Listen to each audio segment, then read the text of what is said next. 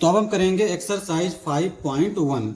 Question number 1 है, prove that the function f of x is equal to 5x minus 3 is continuous at x is equal to 0, x is equal to minus 3, x is equal to 5। एक चीज हम याद रखेंगे कि polynomial जो है वो हमेशा कंटिन्यूअस होते ही हैं, ठीक है। लेकिन यहाँ पे चूंकि हमसे प्रूव करने को बोल रहा है तो हम यहाँ पे डेफिनेशन लगाएंगे।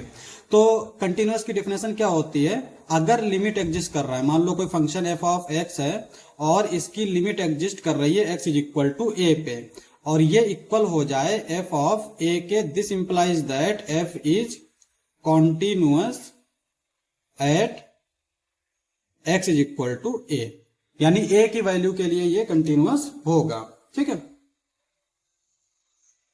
तो अब यहां पे देखो, ये हमारा फंक्शन दे रखा है f ऑफ x। पहले हम देखेंगे at x is equal to 0। पहले हम 0 के लिए चेक कर लेते हैं। तो फंक्शन की limit x tends to 0 f of x, limit x tends to 0 f of x की जगह पर क्या आएगा 5x माइनस 3, ठीक है।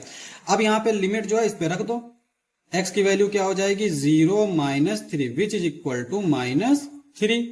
अब यहाँ पे चूंकि ये पॉलिनोमियल है तो पॉलिनोमियल की लिमिट एग्जिस्ट ही करती है, इसलिए हमने यहाँ पे लेफ्ट हैंड लिमिट और राइट हैंड लिमिट नहीं लिखी। इसका मतलब क्या होता है, इसका मतलब होता है कि ये जो लिमिट है ये लेफ्ट हैंड लिमिट और राइट हैंड लिमिट के इक्वल है, ठीक है।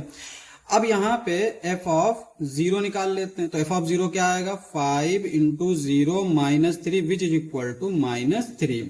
This implies that limit x tends to 0 f of x is equal to f of 0. This implies that f is continuous, ठीक है। तो इसका मतलब f हमारा कंटिन्यूअस हो जाएगा। अब हम चेक करेंगे x is equal to minus 3 के लिए, at x is equal to minus 3।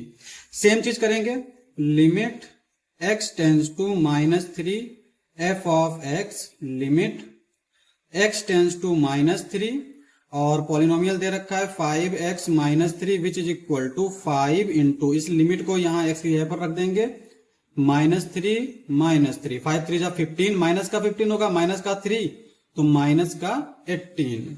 अब निकालेंगे f ऑफ माइनस 3, ठीक है। तो ये क्या आएगा 5 इंटू माइनस 3, 5 3 जा 15 माइनस 3, और इन दोनों को ऐड कर देंगे तो माइनस का 18, ठीक है। अब यहां पे हम देख सकते हैं कि limit x tends to minus 3 f of x is equal to f of minus 3। This implies that f is continuous.